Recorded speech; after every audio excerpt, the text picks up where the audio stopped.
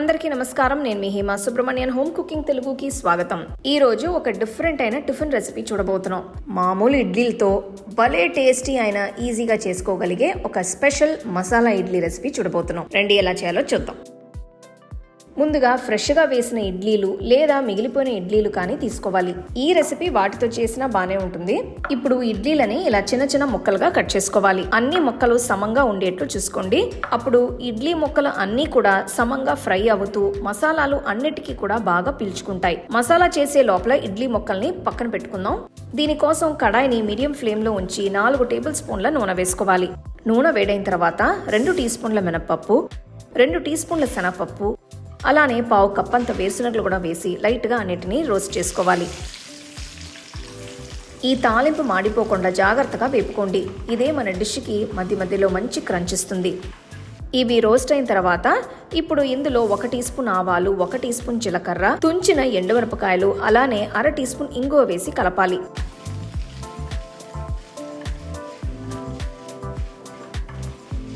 తర్వాత సన్నగా తరిగిన చిన్న అల్లం ముక్క, సన్నగా తరిగిన 2 పచ్చిమిరపకాయలు, 3 సన్నగా తరిగిన ఉల్లిపాయలు వేసుకోవాలి. మీరు తీసుకునే ఇడ్లీ క్వాంటిటీని బట్టి ఉల్లిపాయలు ఎన్ని తీసుకోవాలి అని అడ్జస్ట్ చేసుకోవచ్చు.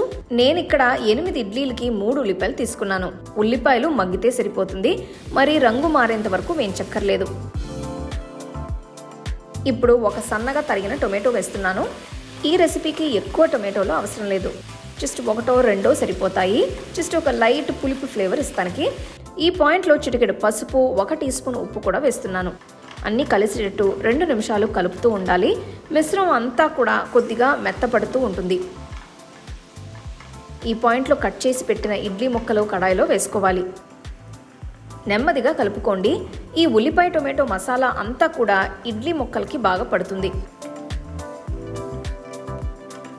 ముక్కలు విరగకుండా చాలా జాగ్రత్తగా నెమ్మదిగా కలుపుకోండి.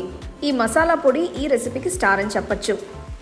ఈ రెసిపీకి నేను 4 టేబుల్ స్పూన్ల వరకు స్పెషల్ ఇడ్లీ పొడి వేస్తున్నాను.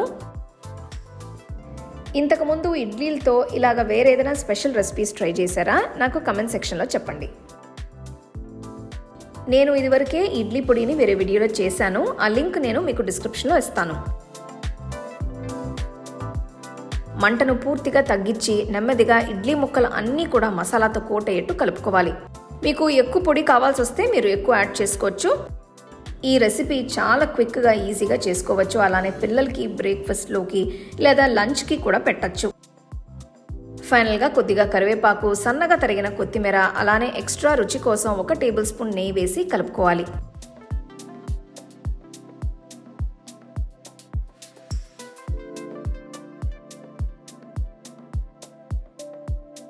అంతే అండి, నిమిషాల మీద మసాలా ఇడ్లీ ఫ్రై రెడీ అయింది. మీరు చేసిన వెంటనే బాగా వేడివేడిగా సర్వ్ చేసుకుంటే చాలా బాగుంటుంది. దీనికి చట్నీనో సాంబారో ఏం అవసరం లేదు.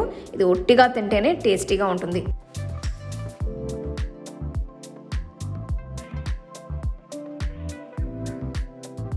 ఆ ఇడ్లీ పొడితో ఆ ముక్కలన్నీ కూడా ఆ మసాలాని బాగా అబ్జర్వ్ చేసి భలే సాఫ్ట్గా భలే టేస్టీగా ఉంది.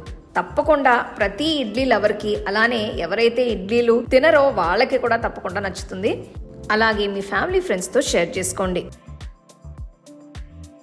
మీకు ఈ వీడియోలో నేను యూజ్ చేసే ప్రోడక్ట్స్ నచ్చితే కింద ట్యాగ్ చేశాను, చెక్ చేసి చూడండి. The second edition of the home cooking book is now available on Amazon as well as on shop.homecookingshow.in.